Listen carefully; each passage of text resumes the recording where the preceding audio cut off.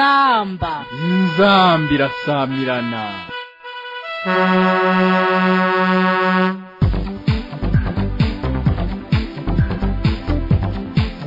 Amakuru na Pierre Gahungu.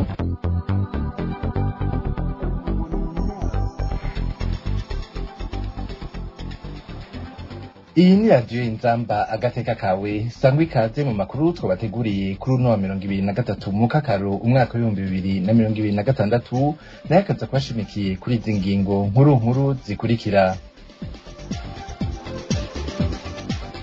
Muri zone Muyange komine Nyanza iri mu ntara ya Burunga abanyagihugu bararajishinga nuko umwimbu bari baronse mwinshi ariko bashobora guhura n'ikibazo c'abanyagihugu benshi uwo mwimbu ntubakwire.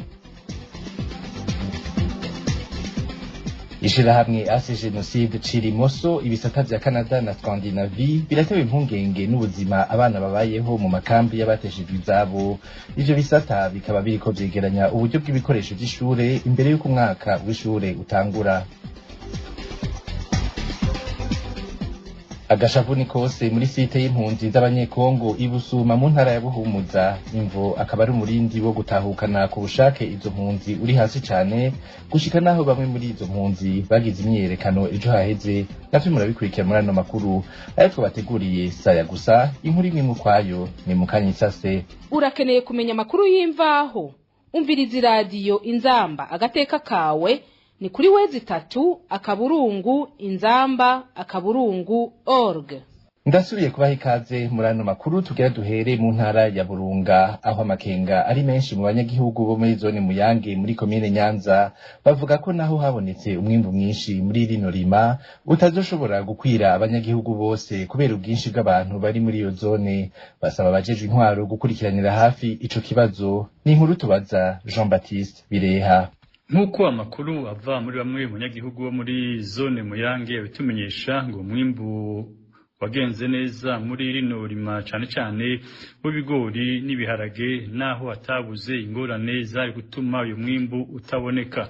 Isoko ryacu rikavuga cane cane ibura ry'ifumbire hamwe n'uruzuba, ariko rero ngo naho uyu mwimbu ushimishije ubwinshi bw'abantu buri muri komine Nyanza rake butuma abanyagihugu badashikirwa n'ivyawuvuyemwo. Basaba abajejwe intwaro kuraba ibishoboka byose byotuma abanyagihugu boroherwa kugira ngo baronke umwimbu mwiza. Muyange ni ihuriro ry'abantu benshi eko ravyo abantu bahari n'abarima abarima nibo bake cane kandi twese dukeneye kurya. Abafise amatongo ni bake ariko twese dukeneye ibiva mu matongo. Rero leta yokwitwaramwo neza cane kitararika ko haboneka ifumbire ikwiye naho hariho n'ihimiriza ryo kwimbisha nyabareka kugira abantu abarima bashobore gutabira bimbure nyakwimbura amikareka kuza iraza gufinga ibiciro kuko ibiciro ibidandazwa nivyo vyiha agaciro iyo bigwiriye biramanuka iyo bitinye naho bikaduka. Kuri ayo makenga yose uruganda rwa radio Inzamba agateka kawe twagerageje kurondera musanteri wa komine Nyanza kugira atange umuco kiko kirakogwa kugira umwimbu uva mu nyagihugu ushobore kwisununura kandi ushikire bose, ariko rero ntashobora kumuronka kuri telefone yiwe ngendanwa. Jean Baptiste Bireha urakenuye. Imisi yose ya kane y'indwi ihariwe gusuzuma igikorwa c'isuku n'isukura mu gihugu cose. Ivyo nibiri mu itangazo ryashikirijwe n'umushikiranganje w'intwaro yo hagati mu gihugu, iterambere rusangi n'umutekano inyuma y'inama shikiranganje yabaye kwigenekerezo rya 17 mu kakaro umwaka wa 2026. Umushikiranganje Leonidas Ndaruzaniye agahamagarira abajeje intwaro mu nzego zose kurushirizaho gukurikirana ishigwa mu ngiro ry'iryo tegeko. Tumukurikire. Ubushikiranganje bw'intwaro yo hagati mu gihugu, iterambere rusangi n'umutekano buhamagariye vuba na bwangu abajejwe intwaro bose ku nzego zose kurushirizaho gukurikirana ishigwa mu ngiro ry'itegeko shikiranganji ryerekeye isuku n'isukura. Muri iyo ntumbero nyene, umunsi wa kane wa burindwi uhariwe kwama turaba aho tugejeje ibikorwa by'isuku n'isukura. Dusavye ko uyo munsi umenyeshwa abenegihugu bose. Kuri uwo munsi wa kane, ba musitanteri barongoye amakomine, abarongoye amazone, ni kuvuga ba chef de zone, abarongoye imitumba n'amakaritiye, bazokora ibikorwa byo gusuzuma, guhimiriza hamwe no guhana abiciye amatwi hakurikijwe ingingo ziri muri iryo tegeko. Ubushikiranganji burasubiye guhamagarira ibisata byose vya leta hamwe n'abikorera utwabo kwerekana akarorero keza mu gusukura aho bakorera, na cane cane imbere y'inyubako zabo no mu mpande z'amabarabara makuru. Kubera vyibonekeza ko amashirahamwe ajejwe gukura imicafu mu mpangu z'abantu badakora neza ibikorwa biyemeje, bigatuma imicafu igwirirana mu mihana yabo, abajejwe intwaro na cane cane mu bisagara basabwe gutunganya neza no gukurikirana ku munsi ibikorwa by'ayo mashirahamwe kugira ngo arushirizeho gukora neza akazi bashinzwe, birinde amatati yo kwaduka hagati yabo kandi bakorane neza n'abenegihugu. Ubushikiranganji busavye abenegihugu bose gufata ibikorwa by'isuku n'isukura nk'ibikorwa byo gukunda igihugu mu ntumbero yo gukingira amagara y'abantu bose, gukingira ibidukikije no kuja mu murindi w'iterambere rirama mu gihugu cacu ciza c'u Burundi. Inzamba. Amakuru twabateguriye arabandanya nkuko nabibabwiye mu ntango zano makuru. Ibisata by'ishirahamwe Ase Genocide Cirimoso muri Canada no muri Scandinavie biratewe umutima uhagaze n'ubukene bw'ibikoresho by'ishure ku banyeshure baba mu makambi y'abateshejwe izabo mu Burundi kubera amagume yo mu 1993. Ivyo bisata vyiyemeje kwegeranya uburyo mu ntumbero yo gufasha abo bana mu kubaronsa ivyo bikoresho mu ntango z'umwaka w'ishure uza, bakaba batera kamo n'abandi bose bafise umutima w'urukundo n'ikigongwe gufasha muri ico gikorwa. Dutega amatwi Liliane Nindereye arongoye Ase Genocide muri Scandinavie, akaba avuga ku izina ry'ivyo bisata uko ari bibiri.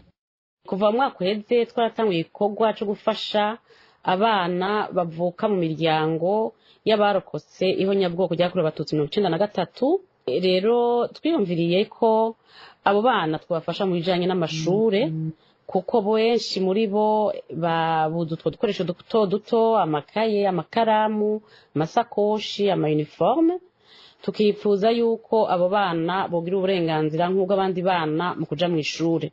Ku bijanye n'ikiringo cyo kugira ngo dushobore kwegeranya ubwo buryo, twiyumviriye yuko vyokorwa gushika itariki 31 z'ukwezi k'umunani imbere yuko amashuri atangura. Rero twashaka gutera kamo kugira ngo umuntu wese umugira neza, umuntu wese afise umwete mu bikorwa nk'ivyo, ko yogira ico atanga, caba kinini caba gito, mushobore kudushigikira muri ico gikorwa c'urukundo kugira ngo abo bana bo mu mpunzi bavutse bisanga baba mu buhungiro nabo bashobore kwiga.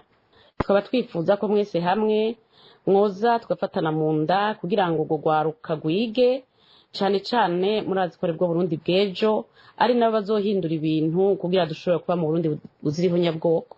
Yari Liliane Nindereye arongoye Ase Genocide igisata ca Scandinavie. Imbere yo gusozera ano makuru dukubitire mu ntara ya Buhumuza, aho muri site y'impunzi z'abanyekongo ibusuma muri komine Ruyigi umubabaro uguma wiyongera kubera uguteba kw'igikorwa co gutahukanwa ku bushake muri Republika iharanira intwaro rusangi ya Kongo. kuri wa 22 mu Kakaru niho hibonekeza imyiyerekano y'impunzi aho zasaba ko igikorwa co gutabukanwa co kwihutishwa.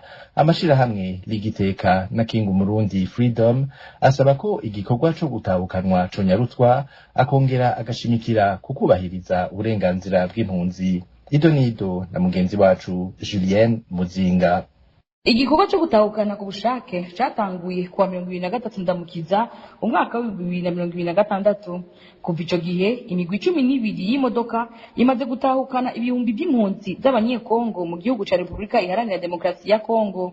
Umugwi wa nyuma wateguwe kuwa 22 mu Kakaro warugizwe n'impunzi 1101 zitwawe mu mabisi 32.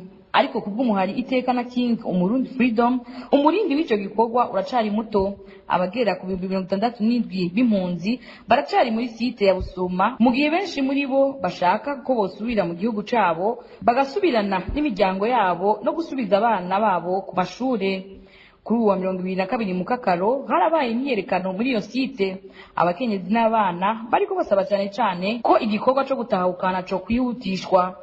Abapolisi nibo barasa amasasu mu kirere kugira batandukanye abari mu myiyerekano. Igihe amashirahamwe Ligiteka na King Umurundi Freedom basohora itangazo, nta muntu yari bwamenyekane ko yakomeretse canke yapfuye. Aya mashirahamwe arashima kigoroka hasere leta y'u Burundi n'abafatanyabikorwa babo, ariko agasaba ko hafatwa izindi ngingo.